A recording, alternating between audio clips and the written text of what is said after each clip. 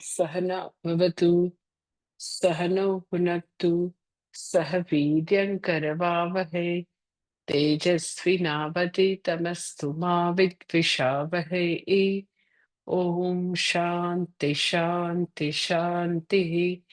श्रुतिस्मृतिपुराणानाम् आलय करुणालयं नमामि भगवत्पादं शङ्करं लोकशङ्करम्। शङ्करं शङ्कराचार्यं केशवं बादरायणं सूत्रभाष्यकृतौ वन्दे भगवन्तो पुनः पुनः। ईश्वरो गुरुरात्मेति मूर्तिभेदविभागिने व्योमवद्व्याप्तदेहाय दक्षिणामूर्तये नमः। ॐ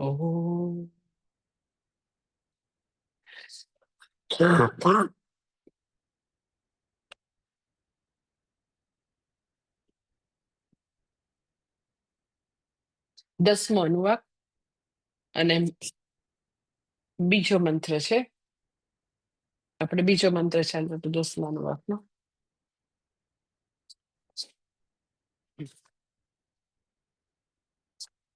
બીજો મંત્ર છે યા તે રુદ્ર શિવા તનુ શિવાહ વિશ્વાહ ભેષજી શિવા રુદ્રસ્ય ભેષજી તયા નો મૃડજીવસે એ. બીજો મંત્ર જે છે ને આપણે ભાષાંતરે થોડુંક જોયું હતું કે છે કે યા તે રુદ્ર શિવા તનુ શિવા વિશ્વાહ ભેષજી, કે ભગવાનને એનો આ જે છે અનુવાક એમાં એવું છે કે ભગવાન આવું આવું કરો, આવું આવું અમારા પાસેથી દૂર કરો. એટલે આવું આવું અમને જોઈએ છે, આવું આવું નથી જોઈતું, એવી બધી પ્રાર્થના છે. એટલે જે નમકમની વસ્તુ હતી નમસ્કારની, જે અર્ચના વાળા 300 નામ હતા એ પૂરા થયા છે અને હવે ભગવાનને પ્રાર્થના છે. ને પ્રાર્થનામાં 2 પ્રકારની માંગણી છે. એક તો કે આવું આવું થાય, એક આવું આવું તમે અમારા પાસેથી દૂર કરો. તો મંત્રમાં કહે છે કે ભગવાન સરસ છે, બહુ જ સરસ મંત્ર છે કે જેવી રીતે હે ભગવાન સદાશિવ, એમ કે વિવિધ રોગથી પીડાતી વ્યક્તિ જે છે એના માટે જેમ ઔષધ શાતારૂપ બને, એને રાહત આપનારું બને, તો તમે પણ કહેવાય છો તો કે સંસાર રોગમાંથી પીડાતા લોકો માટે તમારે શરણે આવે એના માટે તમે હંમેશા શાતા રૂપે છો. તમે તો કે આવી રીતે કૃપાનું મૂર્ત સ્વરૂપ છો અને તમે અમને એ કૃપાનું જે તમારું સ્વરૂપ છે એનાથી તમે અમને આશીર્વાદ આપો. ટૂંકમાં ભગવાનનું જે કલ્યાણકારી સ્વરૂપ છે, ભગવાન સુખ અને શાતા આપનારું સ્વરૂપ જે છે, કલ્યાણમય સ્વરૂપ છે, એનું આવાહન છે. અને ભગવાનને કહે છે કે વિશ્વાહ ભેષજી, કે તમે બધા પ્રકારના રોગ દૂર કરો, શારીરિક રોગ દૂર કરો અને સાથે સાથે માનસિક પીડાઓ પણ દૂર કરો. અને ગરીબાઈ, અમુક લોકો એવા છે કે બિચારાને જમવાનું પણ નથી મળતું, તો એવા લોકોની ભૂખને શાંત કરો, એ લોકોનું દારિદ્ર્યને દૂર કરો, દારિદ્ર્ય રૂપી દુઃખ દૂર કરો, માનસિક સંતાપ દૂર કરો, બધા રોગ દૂર કરો. એટલે ભગવાન જે છે એને તો કે તમે આવી રીતે સર્વ પ્રકારની પીડા હરો.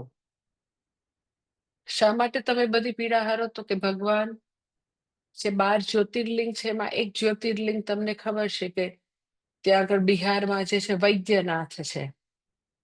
તો ભગવાન જે છે એ ખરા વૈદ્ય કોઈ હોય તો ભગવાન છે. એટલે ડોક્ટરને એવું થાય કે એ પોતે, કે વૈદ્યને એવું થાય કે એ પોતે દવા આપે છે ને લોકો સાજા થાય છે, પણ ખરેખર તો કે બધા જ રોગમાંથી મુક્તિ કરાવનાર કોઈ હોય તો સાચા વૈદ્ય જે છે વૈદ્યનાથ તો કે ભગવાન સદાશિવ છે. એટલે એ બધી શારીરિક પીડા દૂર કરે, માનસિક પીડા દૂર કરે, એટ ધ સેમ ટાઈમ તો કે સૌથી મોટી પીડા હોય, બધી જ પીડાને જન્મ આપનારી પીડા જે છે, અવિદ્યારૂપ પીડા જે છે, અજ્ઞાન રૂપ પીડા જે છે, એનું ઔષધ ભગવાન આપે. એટલે ભગવાન વૈદ્યનાથ છે તો કે શરીર માટે બી વૈદ્યનાથ છે, અને શરીરનું કારણ જે છે એના પણ વૈદ્યનાથ છે. શરીરનું કારણ, ફરી ફરી શરીર મળવાનું કારણ તો કે અજ્ઞાન છે, અવિદ્યા છે. તો ભગવાન વૈદ્યનાથ બે રીતે છે. તો કે તમે આવી રીતે ભવ રોગ જે છે એને પણ દૂર કરનારા વૈદ્ય છો, અને સંસારની પીડા જે બી છે એ બધી પીડાને પણ દૂર કરનાર તમે છો. એટલે ટૂંકમાં કહીએ તો ભગવાન જે છે એ આપણને શ્રેયસ અને પ્રેયસ બંને આપનાર છે. શ્રેયસ એટલે શું? તો કે આપણને ભવરોગ દૂર કરે. ભગવાન જે છે આપણને આત્મજ્ઞાન આપે, આત્મજ્ઞાન માટેના અનુકૂળ સંજોગો આપે. દેટ ઇઝ તો કે શ્રેયસની પ્રાપ્તિ કરાવે.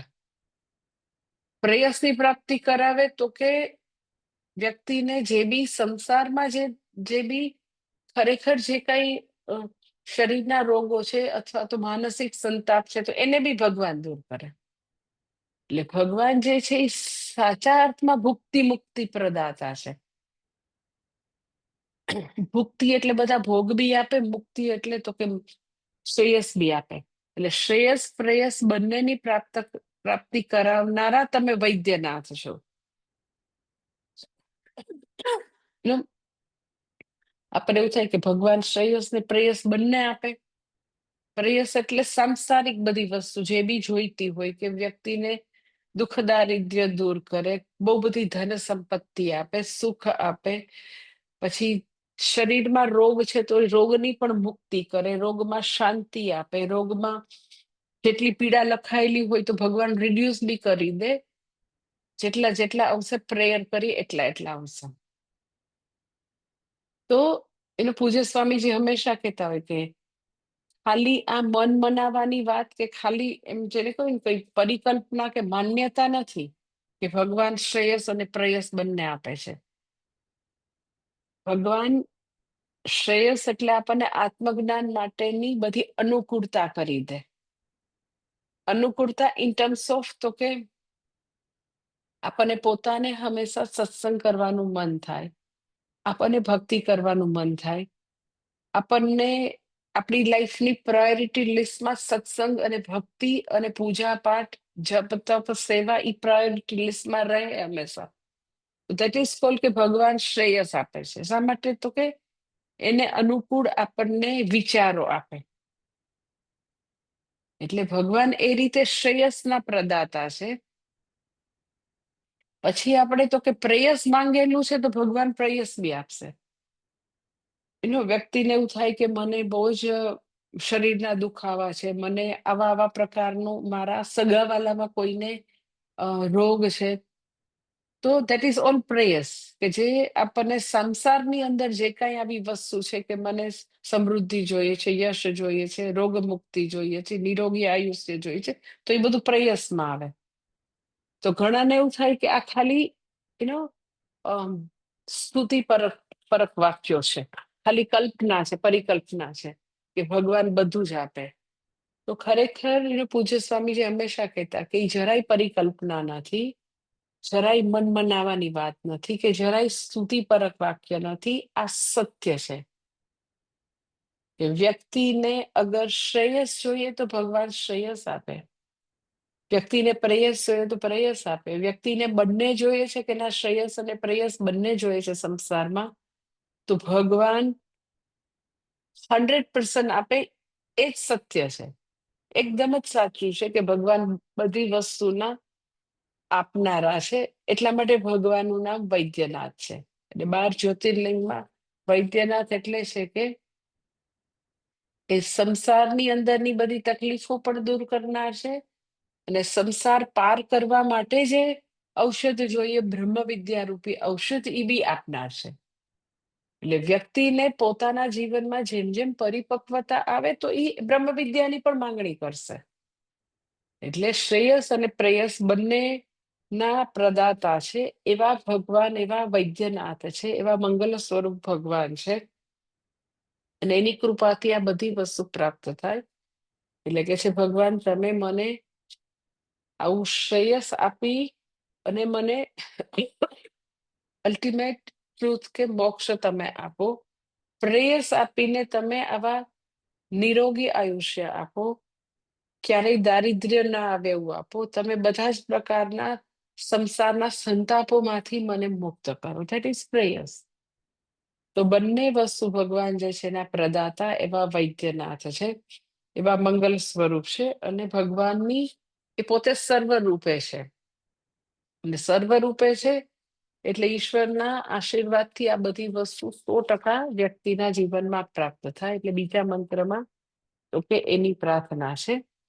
અને પછી ત્રીજો અને ચોથો મંત્ર જે છે એ બંને માટે એક જ ધ્યાન શ્લોક છે, અને એ બંનેનું સાથે ફળ છે. પેલા એ જોઈ લઈએ. ત્રીજો ચોથો મંત્ર જે છે એનું પારાયણ કરું છું.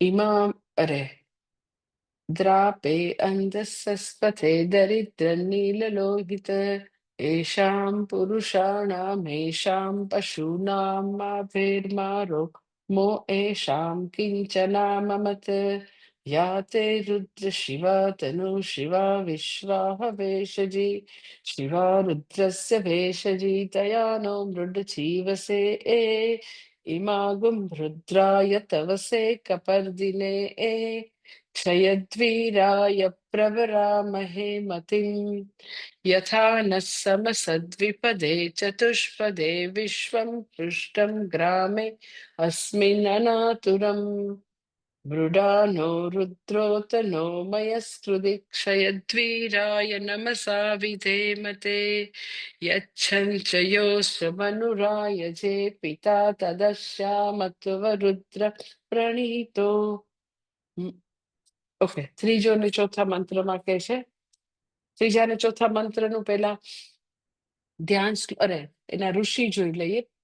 એ બંનેના ઋષિ એનું ધ્યાન શ્લોક અને ફળ એટલું કોમન છે ત્રીજા અને ચોથા મંત્રમાં. એના ઋષિ જે છે એ માર્કંડેય ઋષિ છે, અને છંદ જે છે એ જગતી છંદ છે, અને એના દેવતા જે છે એ રુદ્ર જે છે એ દેવતા છે. એનો ધ્યાન શ્લોક જે છે એ આવો છે, ત્રીજા અને ચોથા મંત્રનો ધ્યાન શ્લોક.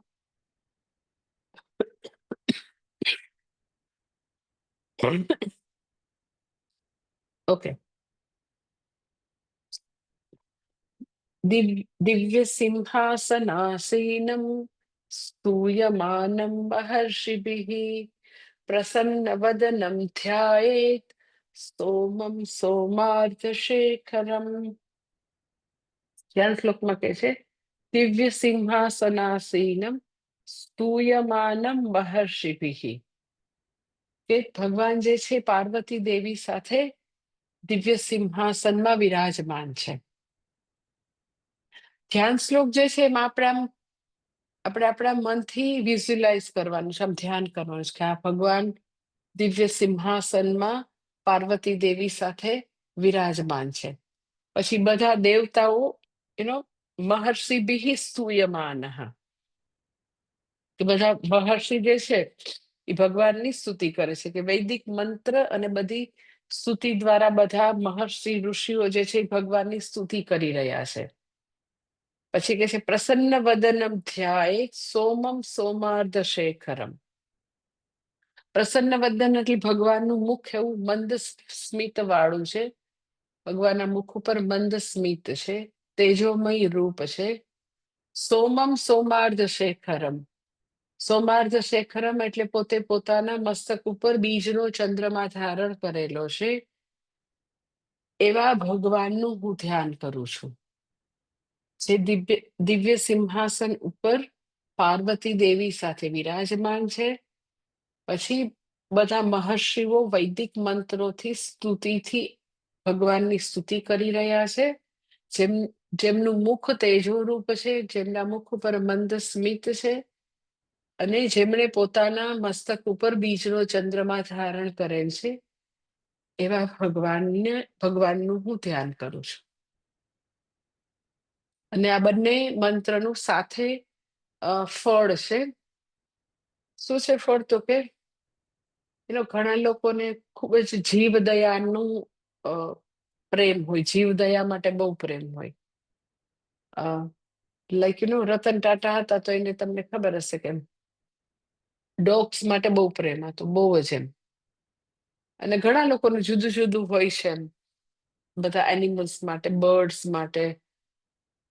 તો જ્યાં બી એવી રીતે લાઈક ઓસ્ટ્રેલિયામાં આગ લાગી હતી ગયા વર્ષે, તમને ખ્યાલ હશે, ભયંકર આગ લાગી હતી. તો પશુ પંખી જે છે એ જયારે બહુ જ બિચારા મુશ્કેલીમાં હોય, આગ લાગે ફોરેસ્ટમાં, તો આ મંત્રનો પાઠ કરી શકાય. એટલે કે છે કે આ મંત્રના પાઠથી આજુબાજુના પશુ પંખીનું ખૂબ જ કલ્યાણ થાય. ધારો કે ખૂબ જ ઉનાળો હોય ને અમુક જગ્યાએ પાણીની અછત હોય ને ચારાની અછત હોય ને બિચારા પશુ પંખી હેરાન થતા હોય, તો આપણે ધનથી તો મદદ કરીએ કે આપણે ચારો મોકલીએ, પાણીની વ્યવસ્થા કરીએ, પણ આ મંત્ર એના માટે પણ છે, આ ત્રીજો મંત્ર, કે આજુબાજુના પશુ પંખીનું ભલું થાય, એનાથી એનું કલ્યાણ થાય. પછી બીજું આ મંત્રનું ફળ છે કે આ મંત્રના પાઠથી ઈચ્છિત ફળ, જે બી તમે ફળની ઈચ્છા કરો મંત્રનો પાઠ કરતા પહેલા, તો એ ફળ પ્રાપ્ત થાય.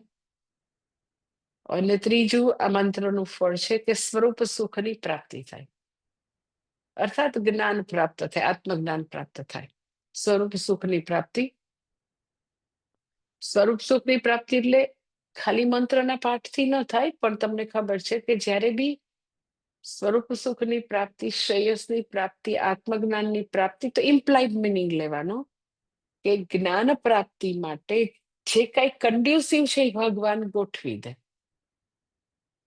એ જ્ઞાન પ્રાપ્તિ માટે સૌથી કોઈ મોટું વિઘ્ન હોય તો આપણું પોતાનું મન છે, આપણી અંદર રહેલો તમસ છે, આપણી અંદર રહેલી યુ કેન સે લાઈક ભયંકર રીતે સંસારની આસક્તિ છે.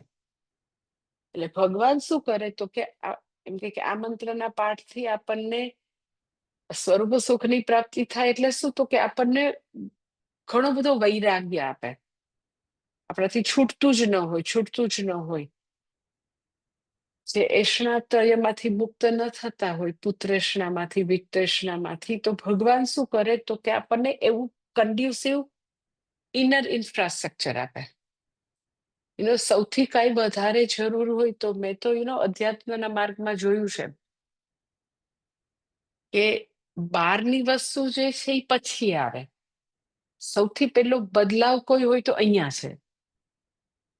આંતરિક ભૂમિકા બદલાય તો બહારની વસ્તુઓ એટલી બધી અસર નથી કરતી.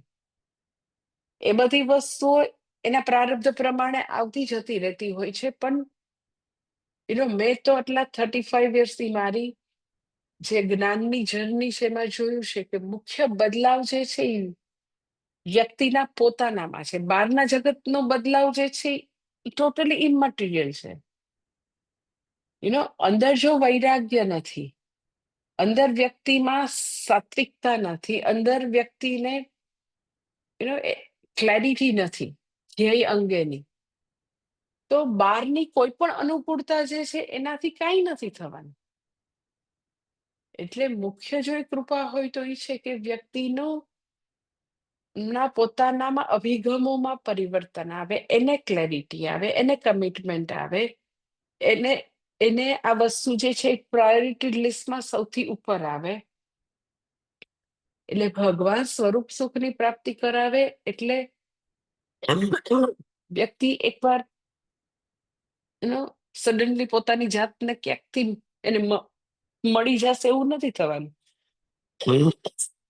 ભગવાન એને એવી ક્લેરિટી આપશે, ભગવાન એને એનું તમસ દૂર કરશે, ભગવાન એને વધારે ને વધારે શાસ્ત્રમાં, ગુરુમાં, ભગવાનમાં શ્રદ્ધા દ્રઢ બનાવશે. કારણ કે જયારે શાસ્ત્ર, ગુરુ અને ભગવાનની શ્રદ્ધા દ્રઢ નહીં હોય તો ઇટ ઇઝ લાઈક આઈધર ઓર જેવું છે કે જો ગુરુમાં શ્રદ્ધા દ્રઢ નથી તો પોતાના અહંકારમાં શ્રદ્ધા દ્રઢ હશે. અહંકારનું સામ્રાજ્ય હશે. શાસ્ત્ર, ગુરુ અને ભગવાનનું સામ્રાજ્ય છે, પોતાના અહંકારનું સામ્રાજ્ય છે. એટલે ભગવાન કન્ડ્યુસિવ કરી દે આપણને બધું જ, in terms of our inner infrastructure. અંદર બદલાવ આવવો જોઈએ. અંદર બદલાવ નહીં આવે તો બારે તો બધાને કેટલી અનુકૂળતા હોય તોય તમે જોયું હશે કે લોકો ભક્તિ નથી કરતા, સ્ટડી નથી કરતા, ચિંતન મનન નથી કરતા, સેવા નથી કરતા, કાંઈ જ નથી કરતા. અને એ બધું કાંઈ જ નથી કરતા તો શું કરે છે? તો બસ એ પોતે ત્રણેય એષણામાં ડૂબેલા છે. પુત્રેષણા, વિત્તેષણા, લોકેષણા. સંતાનોની એષણા, ધનની એષણા, ભોગવવાની એષણા, એમાં ડૂબેલા છે. એટલે એક્ઝેક્ટલી આઈધર ઓર છે કે આઈધર તમે ભક્તિ રસમાં ડૂબેલા છો ઓર સંસાર રસમાં ડૂબેલા છો. આઈધર તમે ઓલ ધ ટાઈમ સંસારની વસ્તુ કરી રહ્યા છો ઓર તમે તમારા ઉત્કર્ષની વસ્તુ કરી રહ્યા છો. એટલે એની વે જ્યારે જ્યારે મંત્રના ફળ રૂપે એમ કીધું હોય કે હા સ્વરૂપ સુખની પ્રાપ્તિ, તો તમે એમ કહો હાલો આ મંત્ર અમે કર્યા કરશો એટલે સ્વરૂપ સુખ. નો, એમ નહીં મળે. એના માટે વ્યક્તિએ શ્રવણ મનન નિધિધ્યાસન કરવું પડે. શ્રવણ મનન નિધિધ્યાસન કરવા માટે તદ અનુરૂપ વ્યક્તિની માનસિકતા આવવી જોઈએ. એટલે બહુ બધું ભણે તો બી લોકોમાં પરિવર્તન નથી આવતું, કારણ કે ક્લેરિટી નથી, કમિટમેન્ટ નથી. ક્લેરિટી હજી આવતી જ નથી એવી કે કઈ વસ્તુનું ઇમ્પોર્ટન્ટ છે. સો કન્ફ્યુઝ પ્રાયોરિટી વાળું લાઈફ હોય છે. એટલે ફળ બહુ સરસ છે. આ મંત્રના 3 ફળ છે કે આપણે આપણી આસપાસનું જે આવી બિચારા પશુ પંખી છે એનું કલ્યાણ થાય. પછી તો કે વ્યક્તિ જે કઈ ઈચ્છિત ફળ હોય એ બધું ઈચ્છિત ફળ મળે, સુખ પ્રાપ્તિ થાય અને સાથે સાથે સ્વરૂપ સુખની પણ પ્રાપ્તિ થાય. આ ત્રીજા અને ચોથા બંને માટેનું ફળ છે કે આ બંને મંત્ર કરીએ તો આપણને આટલું મળે.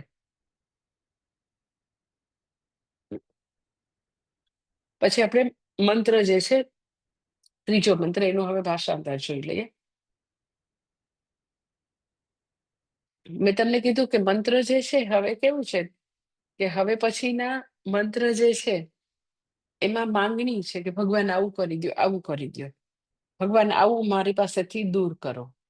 એટલે હવે લગભગ બધા મંત્રમાં આવું બધું સરસ માંગણી છે અને જે બધાને જોઈતી હોય, એમાં કઈ પ્રોબ્લેમ બી નથી કે વ્યક્તિ આર્ત છે તો પણ માંગણી છે, અર્થાર્થી છે તો પણ માંગણી છે, જિજ્ઞાસુને પણ માંગણી છે કે જ્ઞાન પ્રાપ્તિ માટે તમે મને બધું અનુકૂળતા કરી દો. તો અહીંયા આગળ પણ છે કે ભગવાનને કે છે ઇમાગુમ રુદ્રાય તવસે કપરદિને.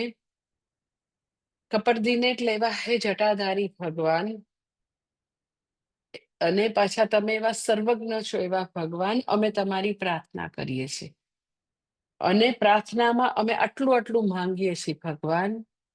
એ હે કપરદિને, એવા ભગવાન કે જે તમે સર્વ રૂપે છો, સર્વશક્તિમાન છો, જટાધારી ભગવાન સદાશિવ, તમે અમને આટલું કરો. શું કરો?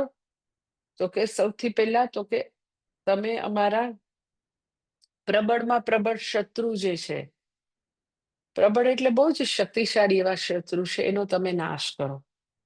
કયા શત્રુ છે? બહુ જ, તમે એમ કે અમારે એવા કોઈ શત્રુ નથી. પ્રબળ, બહુ જ શક્તિશાળી એવા આંતરિક શત્રુઓનો નાશ કરો. એટલે મેં તમને કીધું ને આ બધા મંત્ર કેવા છે કે આવું આવું તમે અમારાથી દૂર કરો, આવું આવું આપો.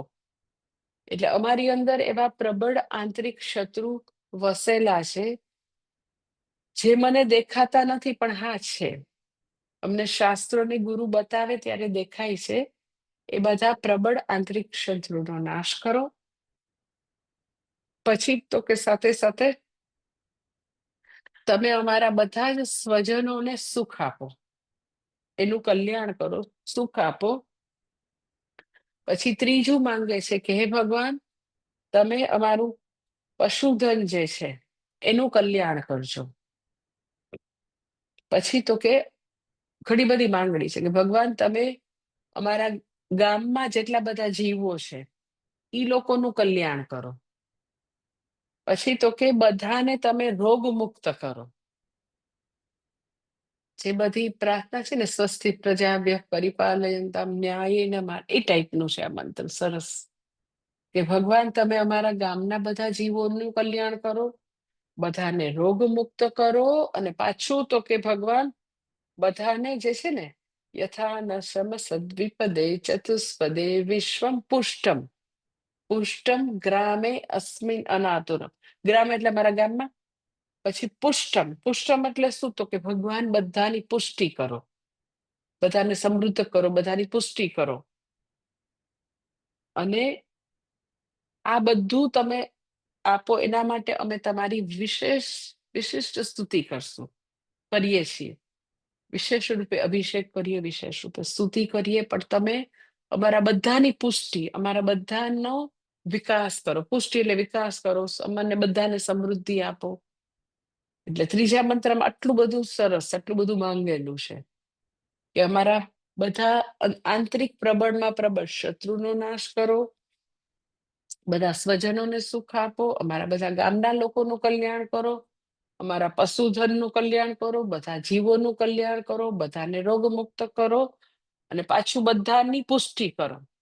બધાને જે જે સમૃદ્ધિ જોઈએ છે, પુષ્ટિ જોઈએ છે, બધાનું તમે કલ્યાણ કરો. એવા જટાધારી સદાશિવ જે સર્વજ્ઞ સર્વશક્તિમાન છે, અમે ભગવાન, અમે તમારી વિશેષ રૂપે સ્તુતિ કરીએ છીએ, ને આ બધું અમે તમારી પાસે માંગીએ છીએ. સૌથી પહેલા તવસે કપરદીને. એક એક શબ્દ હવે લઈએ. એવા તપસ્વી તમે જો છો ભગવાન, જટાધારી છો, તપસ્વી છો, એવા ભગવાન. તપસ્વી એટલે ભગવાનનું તપ વળી કયું તપ છે? તો કે ભગવાનનું જ્ઞાનમય તપ છે. યસ્યમ જ્ઞાનમયમ તપઃ. ભગવાનનું જે તપ જે છે મુંડક ઉપનિષદમાં છે, યસ્યમ જ્ઞાનમયમ તપઃ. ભગવાનની તપસ્યા જે છે, આપણે બધી તપસ્યા કરે એવી નથી, જ્ઞાનમય તપ છે. ખાલી ભગવાન તો કે લાઈક સૃષ્ટિ શરૂ કરે એની પહેલા ભગવાન તપસ્યા કરે, અર્થાત તો કે એના પછીની આગળની જીવોનું, હવે પછીના જીવોનું ઉપર બધો વિચાર કરે. ધેટ ઇઝ જ્ઞાનમય તપ. એટલે તપસ્સે કપરદીને એટલે એવા ભગવાન તપસ્વી, અને સાથે સાથે કપરદીને એટલે તમે જટાધારી છો, એવા જટાધારી ભગવાન. અને કપરદીને શબ્દ જે છે, તો સંસ્કૃત ભાષામાં કમ શબ્દ જે છે, કમ, કમ સુખમ. એટલે કપરદીને એટલે જેનું મસ્તક, કમ સુખમ એટલે મસ્તક જ આખું સુખથી ભરેલું છે, એવા તમે ભગવાન છો. એટલે જેની કૃપાથી સુખી થવાય એવા ભગવાન સદા છે. કપરદીને કમ સુખમ. કપરદીને એટલે સુખથી મસ્તક ભરેલું છે, એટલે અમને બધાને તમે સુખી કરો. જેની કૃપાથી હંમેશા સુખી થવાય, એ કપરદીને નો અર્થ થાય. બીજો કપરદીને નો અર્થ એવો છે, કપરદીને એટલે જેને તો કે જે ગંગાજળનું પાલન, અરે ગંગાનું જે પાલન કરે એનું નામ કપરદહ. અને જેની પાસે કપરદહ છે એનું નામ કપરદીને, અર્થાત જે ગંગા ધારણ કરનાર છે, જેના મસ્તકમાં ગંગા ધારણ કરેલ છે, એ પણ કપરદીને. જટાધારી છે એ પણ કપરદીને. જે સુખ આપનાર છે એ પણ કપરદીને. કપરદીને શબ્દના આ બધા અર્થ છે. એટલે જેને મસ્તકમાં ગંગા ધારણ કરેલ છે. હવે ગંગાજી જે છે એ પવિત્રતા અને જ્ઞાન બેયનું પ્રતીક છે. એટલે આપણે પતિત પાવની ગંગા કહીએ, કે જે આપણને પાવન કરનાર છે. અમુક લોકો જે છે એવા ઇડિયટ જેવા હોય કે જે લોકો અત્યારે ત્રિવેણી સંગમ માટે બી ગંગાજી માટે, યમુનાજી માટે મન ફાવે એવી કોમેન્ટ કરતા હોય છે. એકદમ જ ગંગા આવી છે ને યમુનાજી આવી છે. મારે અમે લોકો કુંભ સ્નાન કરવા ગયા હતા ને, એકાદશી હતી એ દિવસે, ષટતિલા એકાદશી હતી. અમે લોકો કુંભ સ્નાન કરીને આવીને તો બહુ જ ઓછા લોકોને એવું લાઈક સૌભાગ્ય મળે કે એક્ઝેક્ટ સંગમમાં સ્નાન મળે. એટલે હું ગઈ હતી તો લાઈક 24th ના ગઈ હતી, તો મારે 25th ના ષટતિલા એકાદશી હતી. એટલે એમ જ ગોઠવાઈ ગયું હતું. અને એ દિવસે એકાદશીના દિવસે સવારે સૂર્યોદય વખતે સ્નાન કરો તો ખૂબ જ એનું મહત્વ છે. એટલે મને એવી ઈચ્છા હતી, એટલે રાતના 12 વાગ્યા સુધી ઇટ વોઝ નોટ ડિસાઇડેડ કે મને કોણ લઈ જશે, કારણ કે તો બહુ જ એમ કે ડિફિકલ્ટ છે કે જ્યાં આગળ તમે હો ત્યાંથી સંગમ સુધી પહોંચવું. એટલે પેલા તો કિનારે પહોંચો, પછી કિનારે પહોંચીને પછી બધાને ખબર નથી કિનારો જે છે ત્યાં આગળ આઈધર ગંગા હોય ઓર યમુના હોય. ઇટ ડિપેન્ડ્સ તમે ક્યાં ઊભા છો. પણ સંગમ કોને કહેવાય? સંગમ નેચરલી કિનારે તો ન હોય. એટલે અમે લોકો રાતના 24મી હું પહોંચી તો રાતના લગભગ 11:30 પોણા 12 સુધી ઇટ વોઝ નોટ ડિસાઇડેડ કે કોણ લઈ જશે. કારણ કે અમે જ્યાં હોઈએ ત્યાંથી એક તો કિનારા સુધી પહોંચવાનું, યુ નીડ પાસ વાલી કાર, જેની અંદર પાસ લગાડેલો હોય. અને પછી ત્યાં પહોંચ્યા પછી સ્પેશિયલ બોટ જોઈએ. એ બોટ તમને એક્ઝેક્ટ વચ્ચે લઈ જાય સંગમમાં, અને ત્યાં તમને લિટરલી ગંગા અને યમુનાના બે જુદા જુદા કલરના પ્રવાહ દેખાય. અને સરસ્વતી નદી જે છે એ નીચેથી છે, ગુપ્ત સરસ્વતી છે, અને એનું પાણી જે છે એ ખરેખર ખૂબ જ નીચેથી આવે છે. અને એવું કહે છે કે સેજ વોર્મ વોટર છે. પણ ગંગા અને યમુનાનો એકદમ જુદો પ્રવાહ. અને પછી ત્યાં આગળ છેક સંગમમાં એવી રીતે સાંકળો બાંધેલી છે કે તમને ખબર પડે કે ત્યાંથી સંગમ શરૂ થાય છે. એ બિચારા લોકોને ખબર ન હોય એટલે એ લોકો ખાલી આપણે જેમ કેમ ગંગાજીમાં ઘાટમાં આપણા આશ્રમે નાઈ લેવી રીતે બધા નાઈ લે, તો દેટ ઇઝ નોટ સંગમ. એટલે જે મહત્વ છે એ સંગમનું છે, ત્રિવેણી સંગમ. અને એટલા માટે યુ નો બધાને તીર્થ કહેવાય, અને તીર્થ રાજ કહે છે. તમે એમ કે ગંગા કિનારે તો એમ કે ઈ તીર્થ કહેવાય. આ તીર્થ રાજ શું કામ? તો કે 3 પવિત્ર નદીનો સંગમ છે ત્યાં આગળ પ્રયાગરાજમાં. તો 11:30 પોણા 12 સુધી નહોતું નક્કી. તો પછી યુ કેમ ખ્યાલ નહોતો આવતો કે શું થશે. જે વ્યક્તિએ પ્રોમિસ કરેલું હતું કે અમે લઈ જાશું તો એને છેલ્લી ઘડીએ હાથ ઊંચા કરી દીધા. તો મને ખ્યાલ હતો કે ક્યાં સ્નાન કરવાનું છે. It is like very very difficult to reach there. કારણ કે તમે ચાલીને જાઓ, અંધારામાં જાઓ તો ઇટ ઇઝ અત્યારે આ થયું તું તમે સાંભળ્યું એવું થાય. એટલે સ્વામીજી મને છેલ્લે એટલા બધા થાકી ગયા તો જતા જતા મને એક નંબર આપીને ગયા. મને કે just try this number if he can help you. તો મેં જસ્ટ એને ફોન જોડ્યો અને રાતના પોણા 12 વાગે he was big police officer, તરત જ આવી ગયા, વેરી બિગ પર્સન. मैंने कहा माताजी सब कुछ हो जाएगा. તો એને બીજે દિવસે એસ્કોર્ટ વાળી જીપ અને પાસ વાળી કાર અને ત્યાં આગળ બોટ એને નક્કી કરી કે માતાજી પહોંચે એટલે બોટ રેડી હોય. તો એ એકાદશીના દિવસે ઈ લોકો એવું કહેતા હોય છે, આઈ ડોન્ટ બિલીવ. ઈ લોકો કે એકાદશીના દિવસે વૈષ્ણવનું સ્પેશિયલ સ્નાન હતું, ષઠતીલા એકાદશીના દિવસે. તો સ્નાન તો સ્નાન છે, આઈ ડોન્ટ બિલીવ. તો એનું બધા દિવસો સ્નાન જ છે ને એમાં કોઈ વૈષ્ણવને શેવ, આઈ ડોન્ટ બિલીવ. પણ ઓકે, એ લોકો કહેતા હતા. તો મને એવું હતું કે એક્ઝેક્ટ લાઈક સંગમમાં સ્નાન કરવા મળે અને આમ સૂર્ય ભગવાન આવતા હોય એની પહેલા પહોંચી જાય આપણે. તો એ માણસને પોણા 12 વાગે કીધું તો મેં કીધું તારા એસ્કોર્ટ વાળાને કહે છે ને કે 5:30 હાજર થઈ જાય. પોણા 12 હું એને કહું છું. અને એનો એસ્કોર્ટ વાળો 5:15 વાગે આવી ગયો સાંજે, અર્લી મોર્નિંગ. અને પછી એક્ઝેક્ટ જે મને ઈચ્છા હતી કે સંગમમાં જ સ્નાન થાય, સૂર્યોદય વખતે સ્નાન થાય, તો એક્ઝેક્ટ એવું થઈ ગયું, એક્ઝેક્ટ. અને આપણને એવું થાય ને કે એકદમ એકદમ ઠંડી હશે, તો ઇટ વોઝ લાઈક એક્ઝેક્ટ અમે સંગમમાં હતા અને એકદમ વોર્મ વોટર ત્યાં. તો અડધી કલાક સુધી અમે સ્નાન કર્યું. Nobody was there except some VIP, કારણ કે વીઆઈપી ઘાટ હતો, some celebrity like glamour world. બાકી કોઈ જ નહોતું. તો એટલું બધું ફોર્સફુલી પાણી વહે, એટલું બધું ફોર્સફુલી. તો કોઈ પણ પ્રકારની ત્યાં ગંદકી નહોતી, કોઈ પણ પ્રકારની.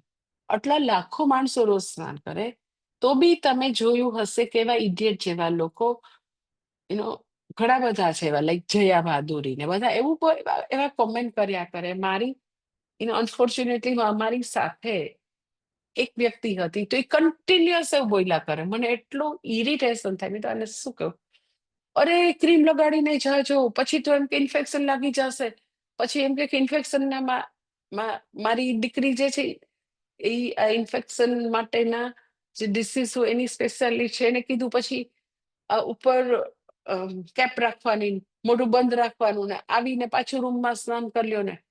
એટલું બ્લેબરિંગ કરે તો મને એટલો મારી કમાન છટકી. મેં કીધું ભાઈ શ્રદ્ધા ન હોય તો નહીં આવું. બીજા બિચારા ખૂબ જ જેને પૂર્ણ શ્રદ્ધા છે એને આવવા દે ને ભાઈ.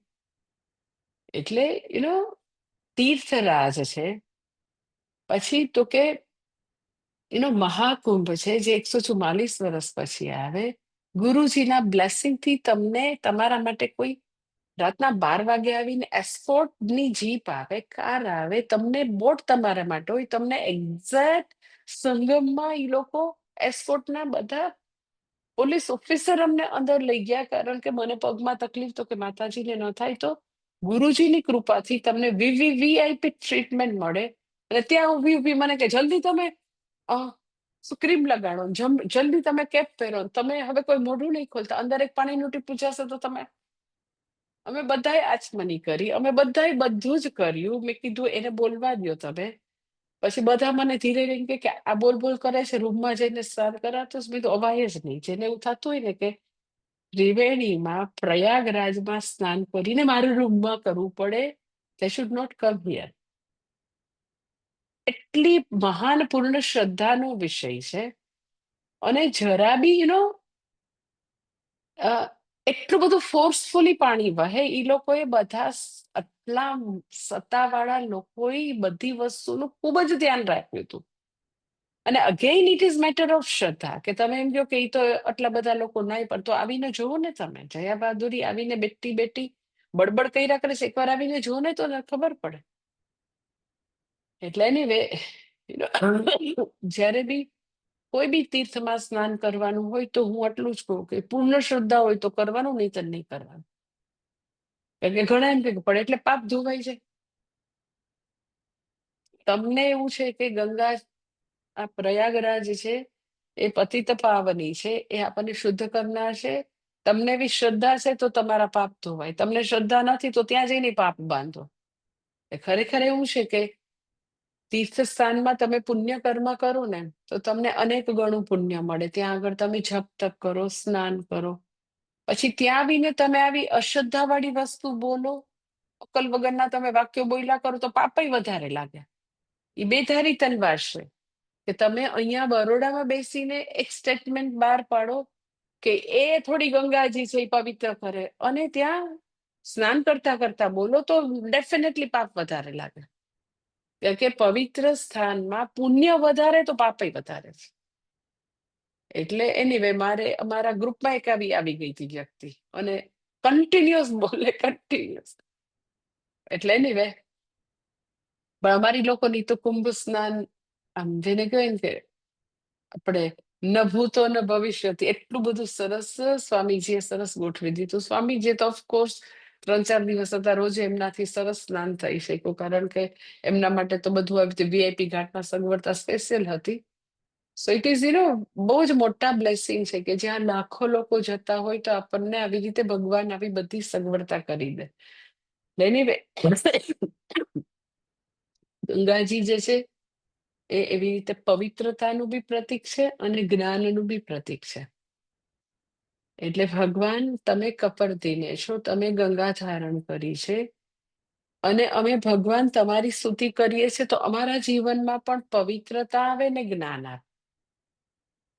એટલે ભગવાન તમે જે છો એ અમે તમારી પાસે ઈ માંગણી કરીએ.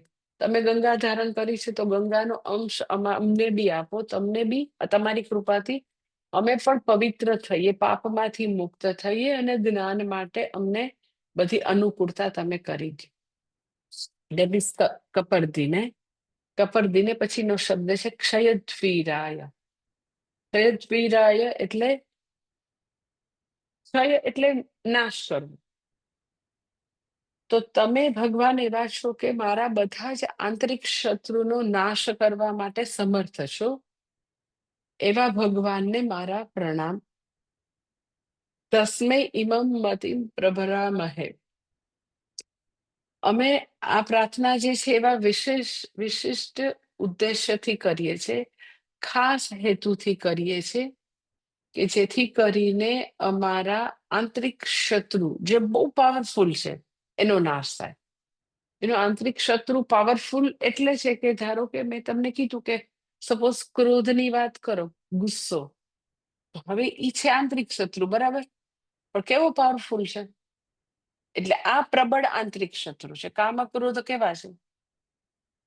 એટલે આપણે ગમે તેટલું આપણી રીતે એંગર મેનેજમેન્ટ માટે પ્રયત્ન કરતા હોય, કામનાઓથી મુક્ત થવા પ્રયત્ન કરતા હોય, વિષયાસક્તિમાંથી મુક્ત થવા પ્રયત્ન કરતા હોય, લોભ લાલચમાંથી મુક્ત થવા, અસત્ય આચરણમાંથી મુક્ત, કેટલા બધા આંતરિક શત્રુ છે. તો ઘણા તો આંતરિક શત્રુ એટલા પાવરફુલ છે. ક્ષયદ્વીરાય એટલે ભગવાન આ બધા આંતરિક શત્રુ પર અમે મેળે મેળે નાશ કરવા માટે અમારી કોઈ તાકાત નથી. તમે અમને હેલ્પ કરો. એટલે રુદ્રમનું ચેન્ટિંગ જે છે એ પૂજ્ય સ્વામી દયાનંદજી હંમેશા કહેતા કે ગૃહસ્થીએ તો રોજ કરવાનું, સંન્યાસી અત્યાશ્રમીએ તો ડેઈલી કરવાનું જ. તો હવે મને આ બધું એના ફળ અને બધું આ બધું એક એક શબ્દ વાંચું છું ત્યારે મને ખ્યાલ આવે છે કે કેટલું બધા માટે જરૂરી છે. યુ નો કે અમુક પ્રેયર હોય તો એમાં એવું કમ્પલસરી ન હોય કે હા બધા ગૃહસ્થી સંન્યાસીએ કરવાનું જ છે. પણ રુદ્રમ માટે છે કે બધા સંન્યાસીએ રુદ્રી તો કરવાની છે. એટલે તમે જોજો કે મોટા ભાગના સંન્યાસી હશે તો એ બધાને જે બી મંદિર બાંધે તો મોટે ભાગે શિવાલય જ બાંધે. તમે જોજો એમ કે કૃષ્ણ ભગવાનના મંદિર ઓછા, રામ ભગવાનના ઓછા, માતાજીના ઓછા, વધારે શિવજીના જ હશે સંન્યાસ. એટલે સંન્યાસીને માટે યુ કેન સે લાઈક આમ કમ્પલસરી છે કે રુદ્રી તો બોલવાની છે. શા માટે? તો કે બધા જ આંતરિક આવા પ્રબળ આંતરિક શત્રુનો નાશ કરવા માટે ભગવાન સમર્થ છે. એટલે આપણને પેલા તો બધા આંતરિક શત્રુનો પ્રોબ્લેમ એવો છે કે પેલા તો આપણને આપણા દેખાય જ નહીં. આપણી અંદર આવા શત્રુ પડેલા છે. આપણને એવું જ લાગે આપણે સાવ નિર્મલ બાબા છીએ. નિર્મલ બાબા આવતા હતા ને એનો દરબાર, આપણે સાવ આપણામાં કોઈ દોષ છે જ નહીં, કોઈ શત્રુ છે જ નહીં, આપણામાં કોઈ આંતરિક અશુદ્ધિ ગંદકી છે જ નહીં, એવું જ લાગે. એટલે એ બી બહુ જ મોટી ડિસ્કવરી છે કે આપણને એવી ખબર પડે કે ઓકે મારામાં આટલા આંતરિક શત્રુ છે અને જેને જીતવા માટે ની મારું સામર્થ્ય નથી. I tell you it's very big discovery or very big blessing કે એવી ખબર હોય. અમારે એક રાજકોટમાં એક બેન હતા ને, ત્યાં આગળ મને યાદ છે રેસકોર્સ પાસે રહેતા હશે હજી તે. તો એ સ્વામીજીને આવીને એમ કે સ્વામીજી એની પાસે ઘણા બધા પૈસા અને સિંગલ લેડી અને ખૂબ જ પૈસા. સ્વામીજી હું છું જ એવી સાવ કંજૂસ, મારાથી છૂટે જ નહીં પૈસા. લિટરલી આવીને કે મારાથી કે પૈસા છૂટતા જ નથી. સો છૂટે નહીં તો મને વાંધો જ નથી, પણ ઓકે ખબર તો પડે છે કે છૂટતા નથી. That is also big blessing કે વ્યક્તિને એવી ખબર પડે. હમણાં somebody was telling મને કોઈક વાત કરતું હતું, મેં કીધું ભાઈ આવું ન બોલાય. એ અમારે કોઈક રાજકોટમાં કોઈક વ્યક્તિની વાત કરતા હતા. મને કે હવે એને એવા ધંધે લાગી ગયા છે. તો શું ધંધે લાગી? કે એને એટલું બધું ફિઝિકલ પ્રોબ્લેમ આવી ગયા છે કે 6 months સુધી એની ટ્રીટમેન્ટ ચાલ્યા જ કરશે અને પૈસાનું તો પાણી થવાનું. મન કે મને કે પણ ઈ બરાબર છે, મન કે આવું જ હોવું જોઈએ. મેં કીધું ડોન્ટ ટેલ લાઈક ધીસ. તો મને કે એને ક્યારેય બી ફ્રી હોય, ઘણું કરી શકે. તો મને કે હું એક વસ્તુ કહું તો કે આશ્રમમાં મને એક વસ્તુમાં એ હેલ્પ ન કરે અને આટલું બધું હોય તો કે એનાથી આટલું છૂટતું નથી. પછી કે ભગવાન એનો સમય તો લે નહીં, કે સમય તો લેવાનો જ. આઈધર તમે તમારું પછી માંદા પડો ને તમારા બધા કે અટવાયા કરો, ઓર યુ ડુ ફોર સનાતન ધર્મ ઓર પોતાના રાષ્ટ્ર માટે કરો. પણ ભગવાન તમારો સમય નીચોવી જ લેવાના છે. આઈધર યુ ડુ ફોર સમષ્ટિ ગુડ કોઝ માટે કરો, નહીતર તમને એવા માંદા પડશે. મેં એવું ન બોલાય ભાઈ. ના ના, હું તો કે ખાલી ઓબ્ઝર્વેશન કરું છું. મેં એવું ન બોલાય ભાઈ. કોને ક્યારે કેવા પ્રકારના કર્મો પાકે યુ ડોન્ટ નો. પણ મોટે ભાગે ઇઝ માય ઓબ્ઝર્વેશન કે આપણી અંદર આવા આંતરિક શત્રુ છે એ દેખાતું નથી. કે આપણે તામસિક છીએ, આપણે ખાલી આપણું જ કરીએ છીએ, આપણે સ્વાર્થપરાયણ છીએ, આપણાથી પૈસા છૂટતા નથી, આપણે શરીરથી મને એમ કીધું પણ માતાજી ઈ તન મન ધન થી એકથી એને ઘસાવું જ નથી. પછી ભગવાન નો ઘસે મને કે એ તો પણ આપણાથી એવું ન બોલાય. ભગવાનને જે કરવું એ કરે, ઈ જાણે ને ભગવાન જાણે. We should not have any such thoughts in our mind. આપણે આપણું મન કલુષિત નહીં કરવાનું. એને તન મન ધન થી ન ઘસાવું તો ભગવાન જાણે નહીં જાણે ભાઈ, આપણે નથી જાણવું. પણ વ્યક્તિને પોતાના આંતરિક શત્રુમાં અગર એવી બી ખબર પડે કે આપણે માત્ર સ્વાર્થપરાયણ જીવન જીવીએ છીએ, કદી સમષ્ટિ માટે કશું જ કર્યું નથી, કરતા નથી, that is also big Discovery. આપણે લેઝી છીએ, આપણે આપણા કમ્ફર્ટ ઝોનમાંથી બહાર નથી આવવું. આપણે તો કે સવારથી સાંજ ખાલી આપણું જ કરવું છે, that is all big Discovery. કે આપણે બધી જગ્યાએ એક્સક્યુઝીસ જ શોધવા છે, એકદમ આરામથી જ રહેવું છે, અને આમ શાંતિથી બેસીને આનું ચિંતન મનન કરવું છે, પણ એને અમલમાં નથી મૂકતા. આપણે ભણ્યા કરીએ છીએ પણ એને ક્યાંય અમલમાં મૂકવાની ઈચ્છા નથી. ઓલ આંતરિક શત્રુ. એટલે રુદ્રમ ઇઝ સો પાવરફુલ કે આપણું ફોકસ એવું હોય કે ભગવાન મારી અંદરથી વીણી વીણીને આ બધો કચરો, અશુદ્ધિ, આંતરિક શત્રુ, મારું અંદર કાલુષ્ય છે, આ અંધકાર છે, એ બધાને પ્લીઝ દૂર કરો. અને બહુ પ્રબળ છે, એ કોઈ ઓર્ડિનરી નથી. તો ભગવાન, હું તમને આ વિશેષ ઉદ્દેશ્યથી પ્રાર્થના કરું છું કે મારા આંતરિક શત્રુનો નાશ થાય અને મારા બધા સંતાપ જે છે એનો નાશ થાય.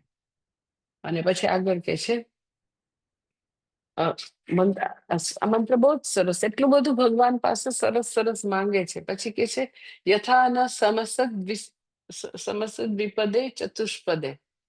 યથા ન સમસદ એટલે દ્વિપદે, યથા એટલે જે પ્રકારે શ્રમ અને સુખ થાય. દ્વિપદે ચતુષ્પદે. દ્વિપદ, પદ એટલે પગ, 2 પગવાળા. ચતુષ્પદ, 4 પગવાળા. જે રીતે વિશ્વમ એટલે બધું જ, પુષ્ટમ એટલે ખૂબ જ સમૃદ્ધ થાય, 2 પગવાળા, 4 પગવાળા. એટલે કેવું સરસ માંગે છે કે ભગવાન યથાન કે તમે છે ને મારા આખા જગતને તમે મારા જગતને સુખ શાંતિ આપો. જગતને નહીં, મારા જગતને એટલે શું? ઇટ ડિપેન્ડ્સ, કોકનું જગત કેવું હોય, અમે 2, અમારા 2, વાંધો નહીં. ભગવાન એનોય વાંધો નથી. તો કે છે મારા જગતમાં છે ને, જો ભગવાન મારા સંતાન આવે, પછી અમે હમણાં ત્યાં આગળ કોઈમ્બતુર પાસે તિરપુર હું ગઈ હતી ને, તો તિરપુરમાં દાદા મને વાત કરતા હતા કે મારો દીકરો, એનો દીકરો, એની ઘરે ક્યાં દીકરી આવી, એટલે અમે એનું નામ આદ્ય લક્ષ્મી પાડ્યું. આદ્ય લક્ષ્મી. કે હું આ 4થી જનરેશન જોઉં છું. તો મારો જગતને સુખી કરો એટલે મારા સંતાનો, એના સંતાનો, એના સંતાનો, પુત્ર, પૌત્રી, દોહિત્ર, પ્રપૌત્ર, એ બધાને સુખી કરો. એટલે 2 પગવાળા મારા બધા જગતને સુખી કરો. 2 પગવાળા જેટલા છે આટલા. પછી 4 પગવાળા. 4 પગમાં એવું નથી કીધું કે મર્સિડીઝ ને સુખી કરો, BMW ને, એવું નથી કીધું. 4 પગવાળા એટલે શું? તો કે આમાં એ વખતે પશુધન હતું કે ગાય અને હોર્સિસ, બહુ સારા ઘોડા રાખતા, રથ હતા. તો કે પશુધન બધું એ બધાને સુખી કરો, એ બધાને સંતાપથી મુક્ત કરો, રોગથી મુક્ત કરો, બધાને સુખ શાંતિ આપો. એટલે ભુક્તિ પ્રદાતા, યુ કેન સે પ્રેયસ પ્રદાતા ભગવાન. આ બધું મને આપો. મારું પર્સનલ જગતમાં બધાને સુખી કરો, મારા સંતાનો, એના સંતાનો. એટલે વ્યક્તિ જે છે એ કદાચ ભારતમાં બેઠી છે, બરાબર, અને ત્યાં સોમેશ્વર મહાદેવમાં બેઠા બેઠા પોતાના અમેરિકા કે ઓસ્ટ્રેલિયા છોકરાઓ છે એના માટે બી બેઠા બેઠા પ્રાર્થના કરી શકે, કે અમેરિકા બેઠા બેઠા ઇન્ડિયા માટે પ્રાર્થના કરી શકે. શા માટે? તો કે એવા પ્રકારની અહીંયા વ્યવસ્થા છે કે વ્યક્તિ પોતાના જગત માટે આવી રીતે. એટલે આપણે મહાશિવરાત્રિની પૂજા એટલે બધા નોંધાવતા હોય કે તમે કોઈ બી ખૂણે હો પણ તમે આવી રીતે કરી શકો અને આવું માંગી શકો કે ભગવાન તમે મારા જગતના બધા 2 પગવાળા અને 4 પગવાળા બધાને તમે સુખ શાંતિ આપો. અને અનાતુરમ, અનાતુરમ એટલે શું? આતુર એટલે, આતુર શબ્દ આપણે ગુજરાતીમાં વાપરીએ, આતુર એટલે સંતાપ. એટલે તમે અનાતુરમ એટલે મારા બધા લોકોને અનાતુર કરી નાખો. આતુર એટલે પકુડ વ્યાકુડ સંતાપ વાળા ને, અનાતુરમ એટલે પીડા રહિત ના બનાવો.